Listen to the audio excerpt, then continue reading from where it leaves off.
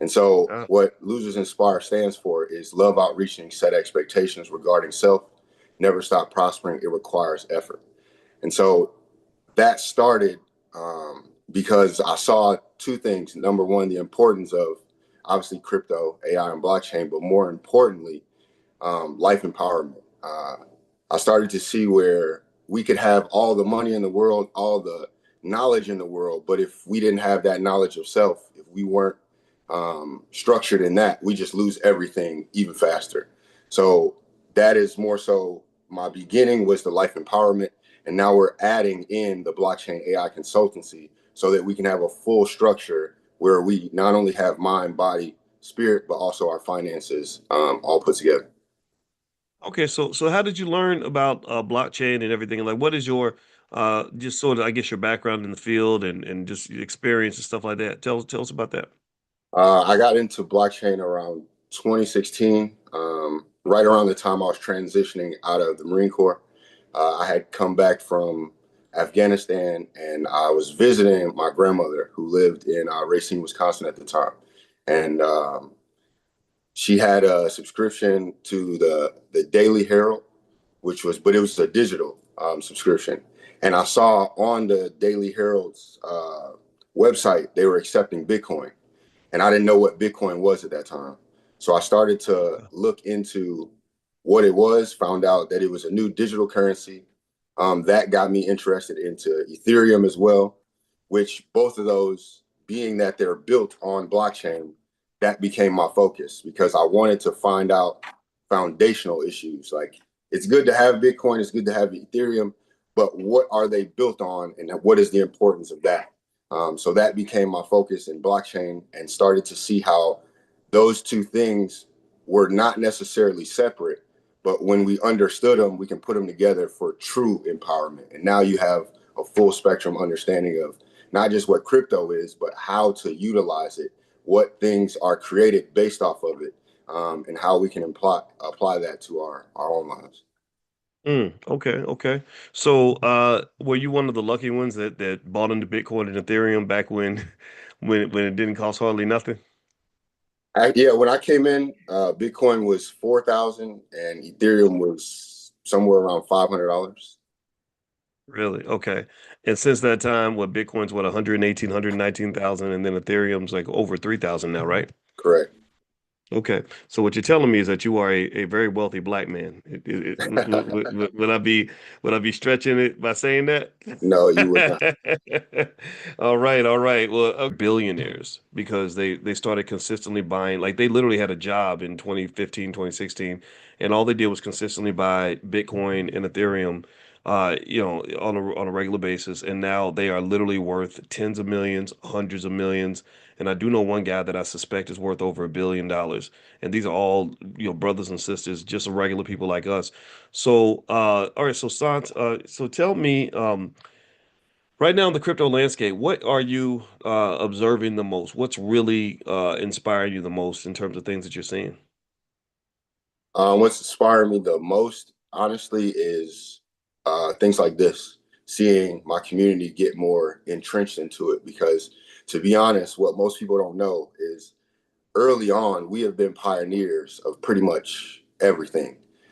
We were deep into crypto early on, telling the community, telling each other um, how to utilize it. And to be honest, the one person that got me to eliminate my doubt and go even more all in was Nipsey Hussle. Um, Once I saw that he was in crypto, it was like there's no reason for me to speculate anymore. And I started to take it more serious. And since then, I've just been attached to some key figures in the space, and they've all been black. They've all been moving forward, understanding more importantly how we utilize this as that vehicle for empowerment. Because wealth is obviously going to be a byproduct of that. Yet the more that we understand this, this is something that you can hold on to that can't even be taken from you. And it's not like in the past where we've had, land taken from us. We've had things taken from us because we didn't understand it. When we understand this, it's the one thing that you can keep and then to begin to bank on yourself. So outside of my community, getting more involved, finally seeing the regulation that's coming along with it, because we've been saying this for years that it was something that was legit, and now we're seeing regulation happen at a rapid pace. Mm.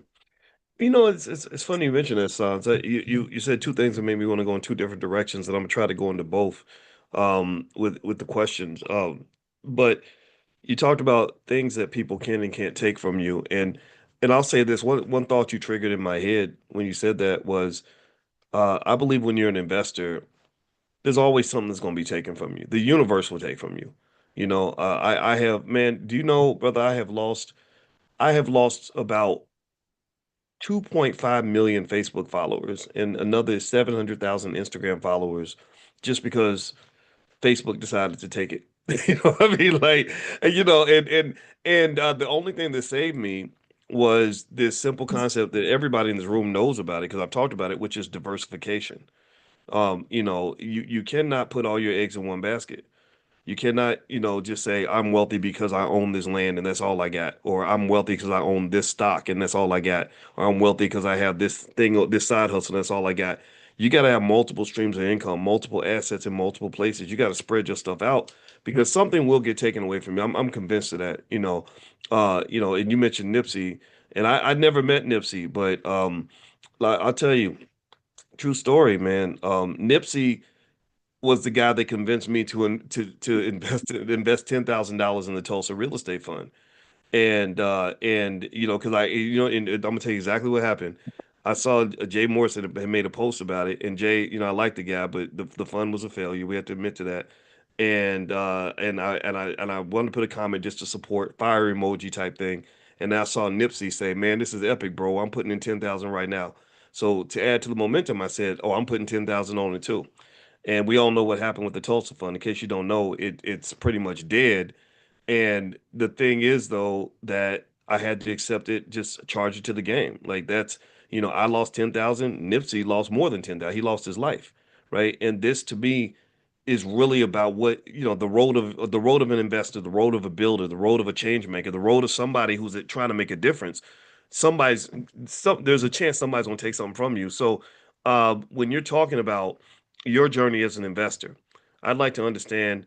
Tell me about some big wins you've had, and tell me about some big losses you've had. Because I know crypto's had a lot of volatility. You had the what was it, Mount Gox, and Mhm. you've had things get hacked. You had the FTX situation. Tell me about. Let's start with a mistake. Where's a or not a mistake, but just an area where you took a big L and you had to fight through that. That I think that would be interesting to hear. Please.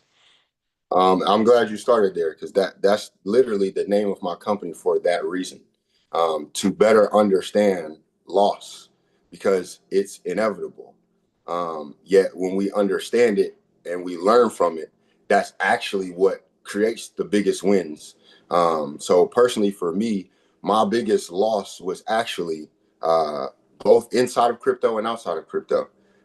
When I first got in, I was able to see Bitcoin dropped to $2,000, and we're just sitting there, hearing all the speculation from the news that this is a pyramid scheme.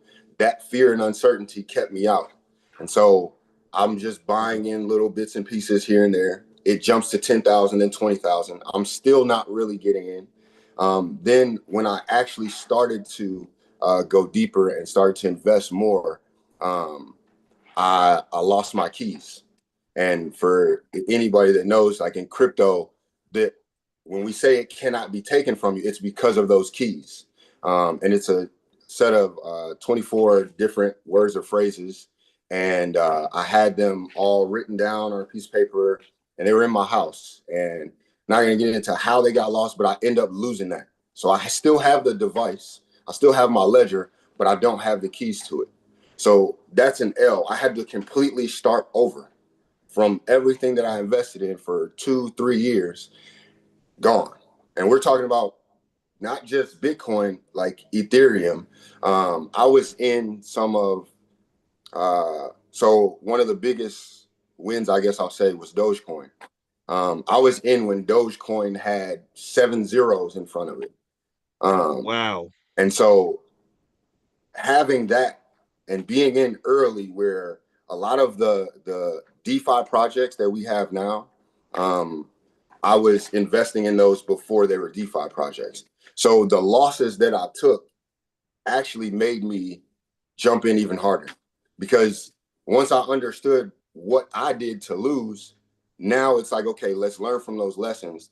And now let's not be as hesitant as before. Let's start doubling down on these things, because the difference between your experience and with blockchain is we're not investing in the people.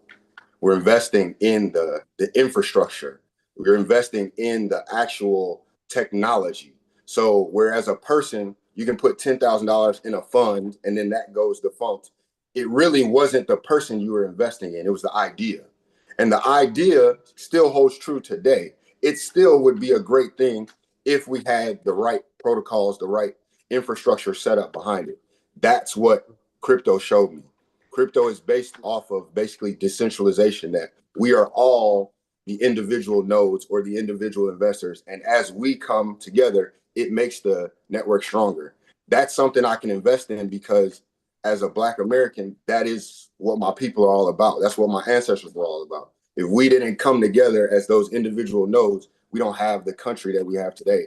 I don't have the freedoms that I have today. So it wasn't necessarily investing in someone, but it's investing in the idea, something that actually I can own and have, that empowers me. That's the most important part. It wasn't even that it was going to get to 100,000. It was like, nope, this is something that you can't take from me unless I give it to you. This is something that I can build and pass on. I'm investing in that because I haven't had that ever in my life, but I saw where my ancestors had things taken from them because they didn't have that. So it was more important for me to do it for the history, so that I can hopefully pass this down and have something secure for generations to come. So what are your so what would you say are your favorite cryptos? Your top, let's say your top two. Bitcoin and Ethereum, That's me and you gold and both. silver. Me and you both. Me and you both. Yeah, Bitcoin. Okay. What about you got another two after that? After that, I'll honestly say, it's not necessarily a crypto, but it is. We're talking about the. Why is it now slipping in my mind? USDCs, the fiat, not the fiat currencies. I'm sorry. For some reason, it's slipping my mind, but it's Bitcoin, Ethereum, and then I'll say the infrastructures. So how stable coins. That's what I meant. Stable coins, and then after that, DeFi in general. So it's not necessarily the tokens anymore, but the systems and infrastructure that they created. And Bitcoin and Ethereum are the two uh, originators, the mother, the father, the gold, the silver, the two things that you need to actually utilize the whole space. What do you love about DeFi? It's decentralized finance. So it removes the middleman. And there's the Nipsey reference. I couldn't get in stocks early on. I wanted to. And that's how I found crypto, because I didn't need somebody to pay to let me in the door. I could just start immediately from day one with $25, with $2. And that was true empowerment to me. It doesn't feel empowering if I have to go ask somebody first. That permission, that's where I would get in trouble even as a youth. I guess that's why I was hard headed, because I didn't want necessarily the permission to go and do something that I believed in. And so with DeFi, it's decentralized, meaning there's no middleman. So it's on you. And that's where a lot of people get afraid, because, they don't necessarily have the knowledge or trust in themselves to not make a mistake. So we'll put that trust in a bank and then allow the banks to make money off of us. So with decentralized finance, you are basically banking for self. You become the bank. So I have the same investment options that Chase Bank has. I can get 10% returns, 75% returns on my investments, and then it's all to me. I don't have to give them a share or allow them to use my income. So what do you do in general? Like when you like a typical week, like what does that look like for you as somebody who digs into crypto and is really into it? Like what sorts of activities keep you busy? For me, to be honest, it's more keeping up with the news and regulation, what's going on, staying abreast to any new so I'm big on going physically, going to IRL events. So any type of conferences that are going on, I'm looking to go to those. Being in communities where you're talking with a lot of these founders. That's what's empowering so much about crypto is you're in the room with the founders, talking with the people who are building these protocols and infrastructures, and you're actually able to uh, put forth your ideas. So for me, Mondays start with, looking obviously at the markets, analyzing what is something that may be new, maybe it's some protocol or new token that's coming out, and then going through the white papers or the code of that to figure out if it's something that's legitimate or if it's just something that fly by the wind. Then as we progress through the week, I have a discussion that I do on Wednesdays. And then by the end of the week, Friday, we're having meetings and we're discussing the next moves for the next week. So to be honest, my weeks, my days are mine. It doesn't look typical. It's really what I want to do. And it's building my brand, spending time with my children. And so it's an atypical day where I don't have a 4 hour day or an 8 hour day. I put in the work that I need. Uh, do some analysis, make some projections, make some moves. And I'll really say that it's more like the scientific method. That's every day. I'm observing something, questioning, I'm conducting an experiment, taking those results, and then repeating it over and over again. So, so you mentioned regulations or earlier, and by the way, I'm talking to Sant Inspire, and we're talking about crypto and what's going on in the world of crypto.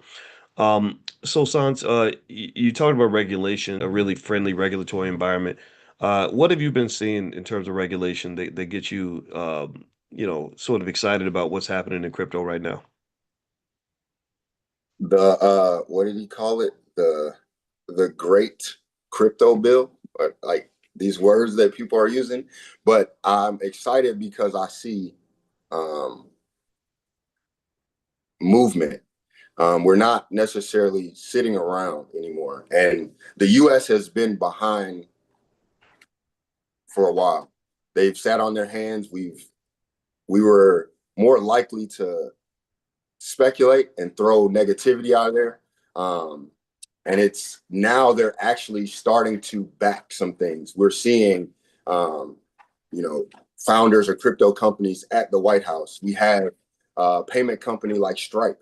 I just saw this last week or whatever. Stripe acquired a company called Privy, which is a wallet management company.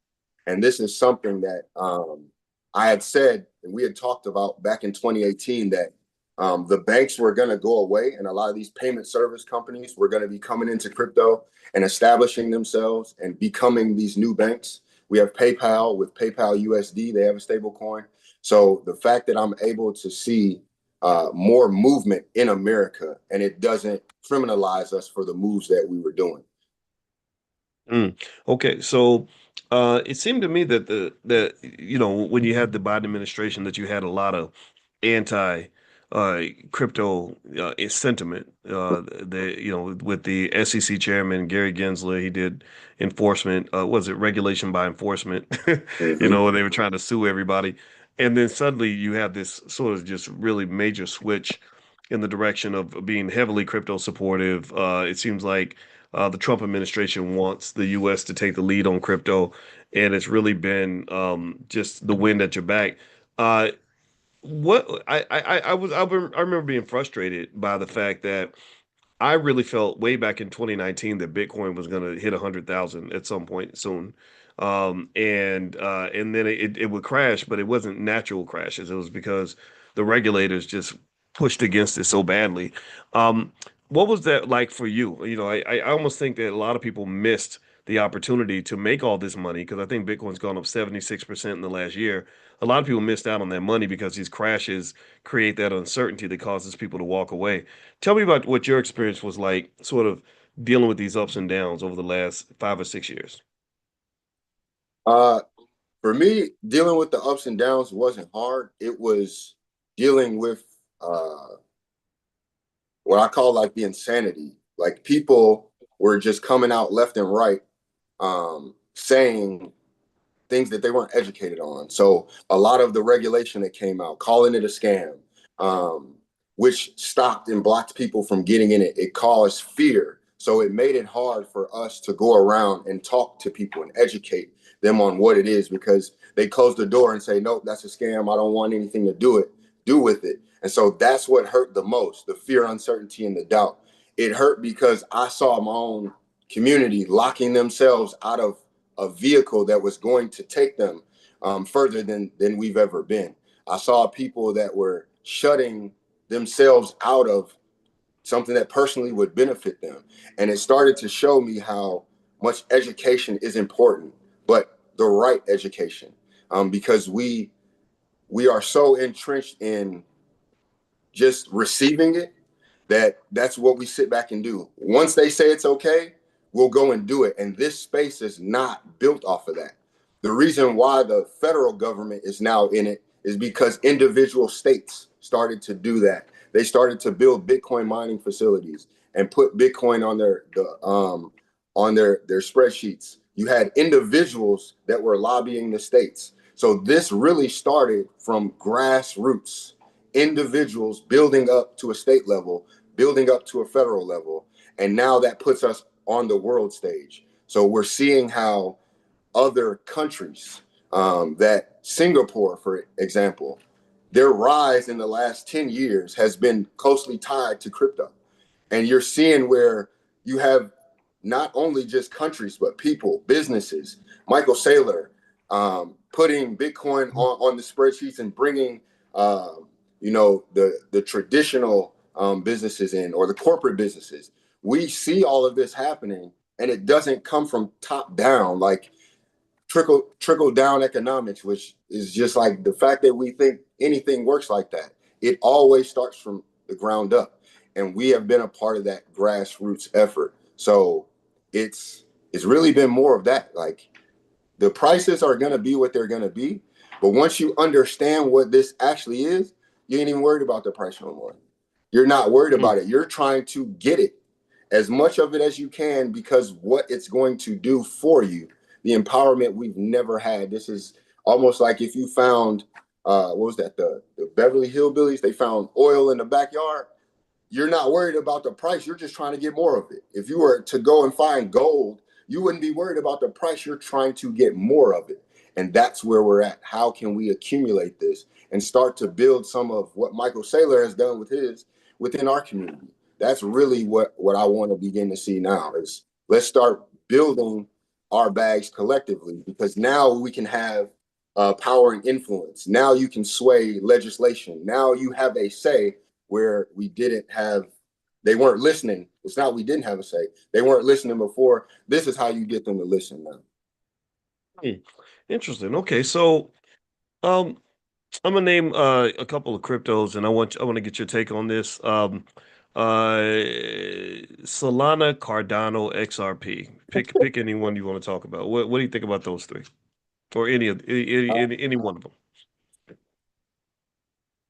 I laugh because these were, Cardano was has so I've been invested in each of those. I got out of XRP early, and I just want to say, like, it, nothing I say is investment advice. This is just life advice that you can invest in. So I was in XRP early on, and the reason why I exited was that was another loss that I had. They had a site that they were Ripple at first, and their site like just had all these bugs, so I couldn't even get my Ripple off of there. So I just got rid of it, and then seeing what their end goal was, so to speak. I'm not really here to invest in things that are going to take away from me or my community or my future.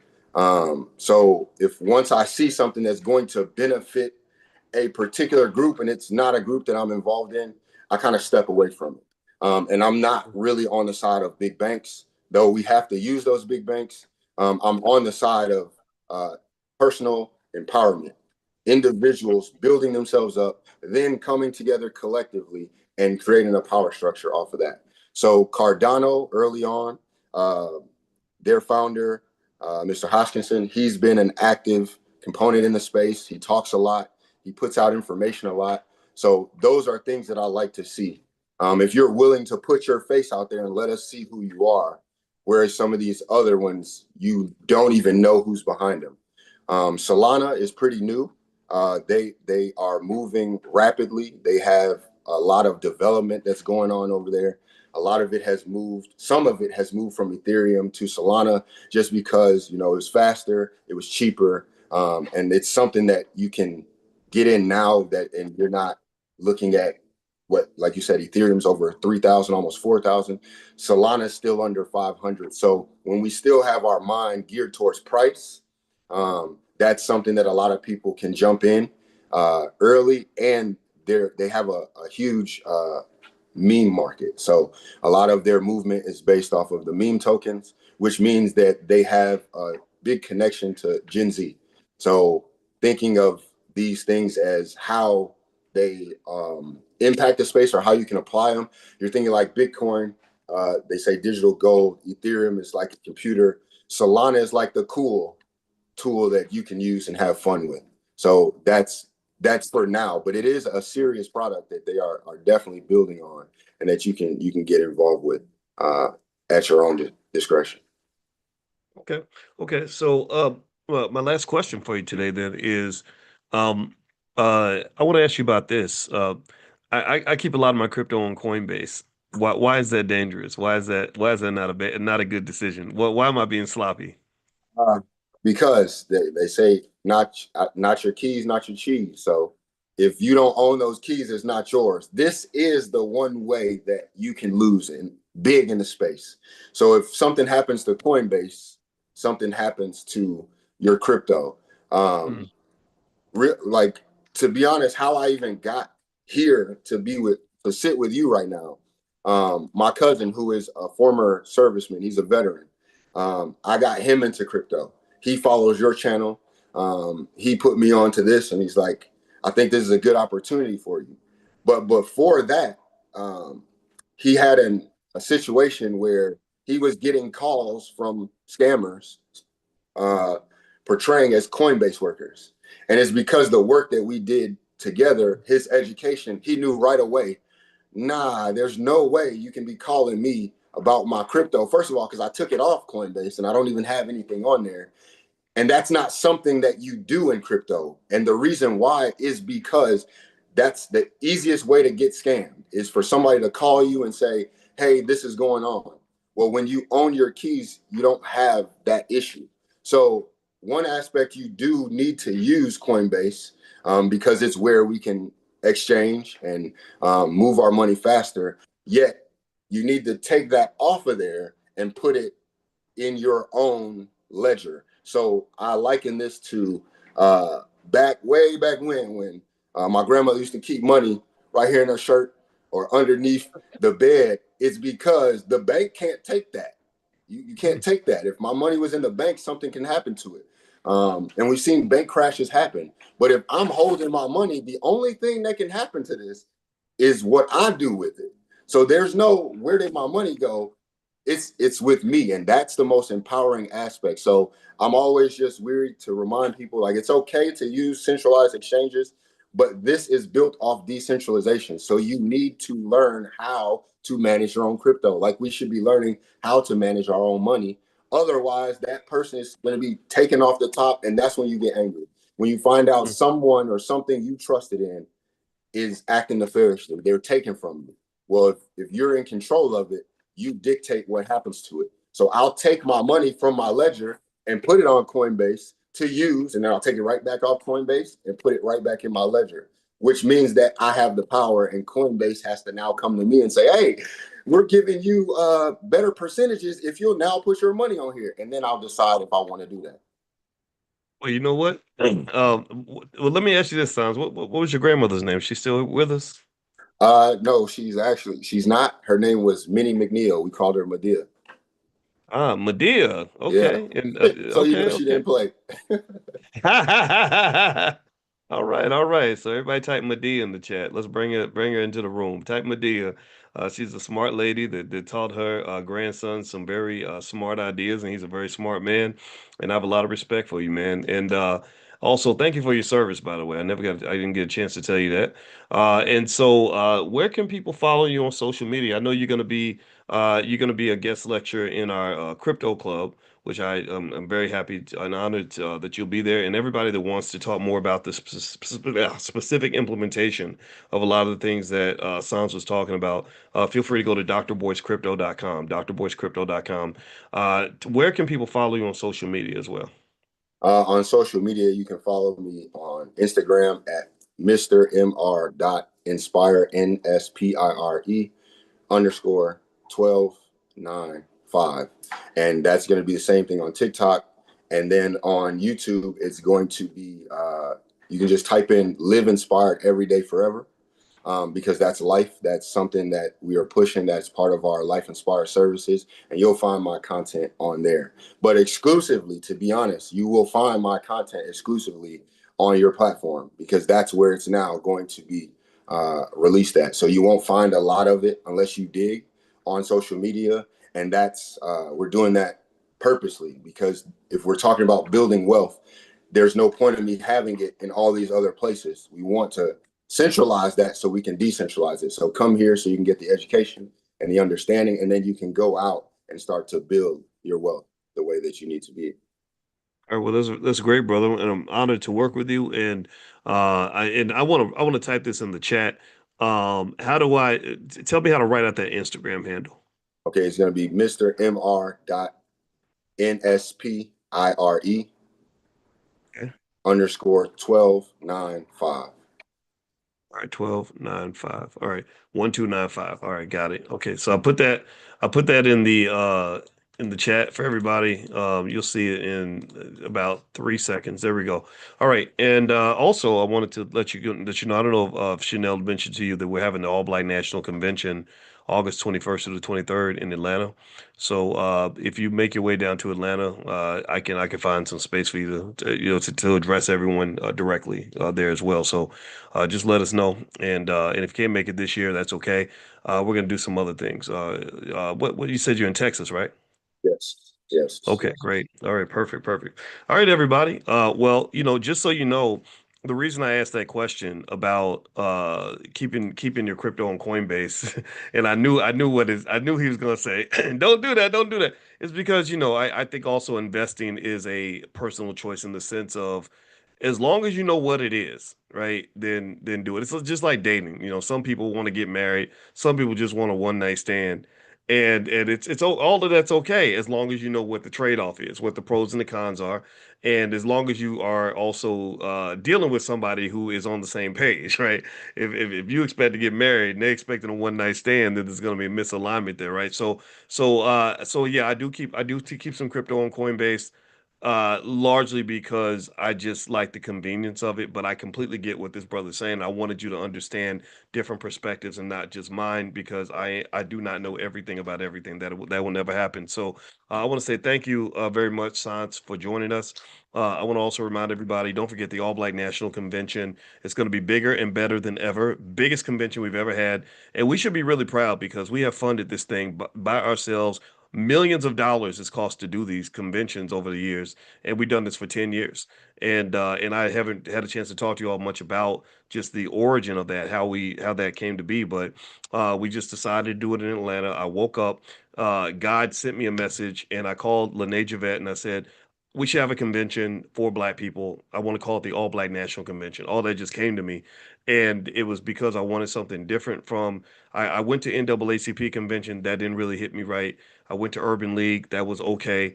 I said we need something that is ours, and what the requirement was: number one, this is not funded by Democrat or Republican parties. Number two, we did not want corporate money. I don't want corporations telling us how to be black. And so we've done this 10 years. We should be proud because I could not do it without you all. I want you all to know that it was a team effort by everybody on the team and everybody in the community. And this is a space where you can really be free. This really is our space. I mean, it's nice and fancy. We got a big fancy hotel and all that. We're partnering with the National Business League. And this is black people. This is what it looks like for black people to do our own thing from an institutional standpoint without having to go beg nobody else, have nobody else controlling what we can say and do. And that's really important. So long story short, I just wanted everybody to know the origin of that. And I also want to, in fact, give a special thanks in the beginning. Killer Mike and David Banner, two of my friends in Atlanta, they came through for us big time on that first convention. And that allowed us to continue through the years where we had a lot of other great people from Nuri Muhammad to Larry Miller, who ran the Air Jordan brand. Built it up. He literally took Michael Jordan's company from 300 million a year to several billion, and he's been one of those people that has come through. So we got black excellence for you, and it's black independence 100%. So also, Sans, you are invited for sure, and so it's a great gathering spot for anybody that really wants to do this thing at an epic level. So the URL, the tickets will not be available after August 1st. I just want you to know that after August 1st, there will be no more passes available. You cannot walk up to the door, none of that. So August 1st is the deadline. So if you want to come to the convention, it's August 21st to the 23rd in Atlanta. Just go to allblacknationalconvention.com. That's allblacknationalconvention.com. So thank you, Sans. I appreciate you, brother, and I look forward to seeing you in the crypto club. And everybody, I'm gonna send you all a text link where you can come in and join, or you can also go to drboycecrypto.com if you want to talk to the brother and ask him a million and one questions. It'll be a small group setting. You'll get an opportunity to engage in crypto on every level, and I highly recommend it because crypto, there's a lot of money there, and you missed some of it, but you ain't missed all of it. The best is yet to come in crypto. Would you agree with that? I would, and if I could just say, Please. everything that you said about the All Black National Convention is all the reasons why we need to be in crypto and blockchain, because Mhm. the money is one side. We are talking about empowerment. So again, when you're empowered, the money comes along with that. You can have money and not be empowered. So I like to always say that, because a lot of time we talk about money, and because we don't understand it, we kind of get discouraged. This is about true empowerment, true wealth building. And we got to talk about how we can get some crypto sponsorship for this convention as well, because these two Yeah. things go hand in hand and they just make sense. Well, I'm open, to talking about it. I tell you, man, I have concluded that most of the time when we get colonized, it's somebody's using the weapon of money. And so that's always made me real skeptical about what we get entangled with. But for the most part, um, I'm open to hearing ideas. I mean, I know that there are probably people in this room that have access to the resources that we need to really do things on the level that we want to do it. And but until that happens, until we find the right partners, I'm okay with what we've built so far. What we built right now has been great, but really it would be wonderful to be able to really set it off. You give us 100 million, we could turn that into a $10 billion outcome, right? So, and I think that was why, like when in 2022 when Kanye West called me and had me on the phone for all those hours, I was like, okay, you spent $2 million on your daughter's birthday party. I got some ideas over here that could really put that money to work in a powerful way. And I think that it's challenging when you're like, look, we're trying to make a move here, and we're so trained to just spend money on nonsense, right? And you see celebrities just spend money on silly stuff, and it's like, no, this stuff actually works. And I think that there is a mental block to some extent in that we don't see ourselves as the controllers of institutions. It's very easy for us to go to a white man's university, give him $200,000 for a college degree that ain't even going to get us a job. It's very easy for us to go and spend money with Louis and Gucci and everything else. But when you see black people forming an institution and saying, "Hey, we are the economic grown-ups in this society. We're the intellectual grown-ups. We're not the children. We're not the commodity. We are the controllers of these institutions, and we want to make this happen." Some people just can't see it. Like they can definitely see a white-owned school, for example, but they can't see a black. There's so many great man, brother. There's so many great black-owned schools I've run to, like Freedom Home Academy and stuff like that, that are educating our kids 1,000 times better than public schools ever could. And you'll have black people that walk right past those schools and go look for the government to put money into a school where 90% of the black kids can't even read. So Mhm. so this so it's really about us really committing to a level of whatever that looks like. And I appreciate what you're doing, man. I think you've got everything you need to be as successful as you want to be, and I applaud you, brother. I love. Yeah, I don't know how old you are, but I assume you're younger than me, unless you're just a miraculous looking, 50 or something year old man. What are you, about 30, 35? 45. 40, okay, 40, okay. So black don't crack. So you're 40 and you look 30, but still you're young, right? I'm 54, and I can tell you that we have everything we need. You know what I mean? And the fact that you were a Marine, you served your country, and you showed the courage that you showed in your life so far, that really speaks to the core of what we can do as black men and black women, and that the future really belongs to us. It's only a matter of time. We just got to go out here and take it. So keep moving, brother. I'm very very impressed by you, and I look forward to getting to know you. Yes, sir. Thank you as well. All right, all right.